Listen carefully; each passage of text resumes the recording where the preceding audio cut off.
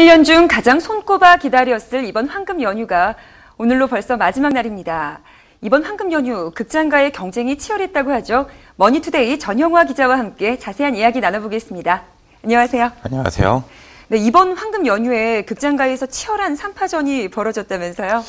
그렇습니다. 한국 영화 영린과 표적 그리고 할리우드 블록버스터 어메이징 스파이더맨 2가 치열한 경합을 벌였는데요.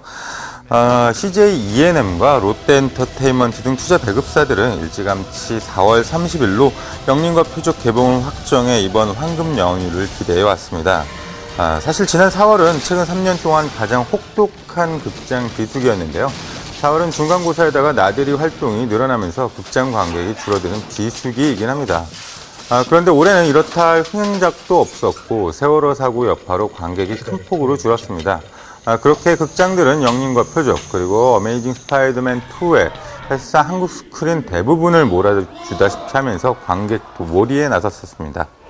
그렇군요. 그럼 우선 영화부터 먼저 소개해 주시죠. 네. 영린 같은 경우는 조선시대 정조를 암살하려고 했었던 정유역변을 각색한 이야기인데요. 정조를 암살하려는 노론이 살수들을 고용하고 궁에서도 정순왕후가 정조를 죽이는 음모에 가담한다는 내용입니다. 반면 홍국영을 비롯해 정조를 지키려는 사람들이 있고요. 정조도 이에 맞선다는 이야기입니다. 영린은 현빈의 제대 후 복귀작이라는 점에서 기획부터 화제를 모았고요. 다모, 베토벤 바이러스 등으로 잘 알려진 이재규 PD가 처음으로 영화에 도전한 작품이기도 합니다. 현빈을 비롯해 정재영, 한지민, 조정석, 조재현, 정은채 등 출연진도 화려합니다. 일단 볼거리는 확실하다고 할 수 있겠죠. 네. 표적은 올해 칸 영화제에도 초청된 작품이잖아요. 예, 표적 같은 경우는 프랑스 영화 포인트 블랭크를 리메이크한 영화인데요.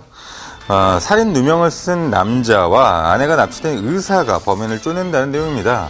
원작에서는 살인 누명을 쓴 킬러는 조연이고 아내가 납치된 남자 간호사가 사실상 주인공인데요. 한국 리메이크에선 킬러 대신 용병이라는 직업을 택했고 무게중심도 용병 쪽에 더 실렸는데요. 유승용이 용병역입니다.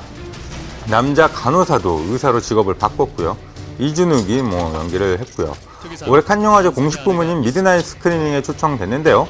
프랑스에서 가장 오래된 영화사인 고몽에서 만든 영화 중 유일하게 아시아에 리메이크 판권을 줬으니까 그런 프리미엄이 있을 것도 같습니다. 고몽은 표적의 아시아를 제외한 전 세계 해외 배급권을 갖고 있는데요. 칸 영화제는 아무래도 유럽 영화, 특히 프랑스 영화 우선이라는 게 있어서 그 영향도 있는 것 같습니다.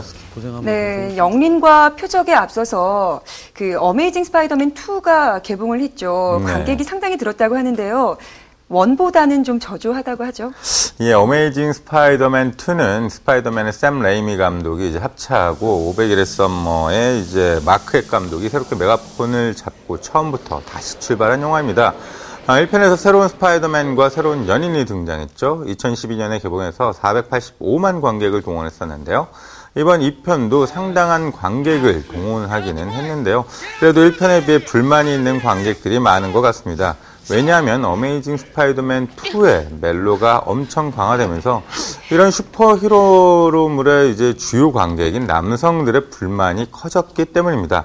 황금 연휴 덕에 어쩌지 전편 흥행만큼은 하겠지만 아이언맨이나 어벤져스 같은 인기는 얻기 힘들 것 같습니다.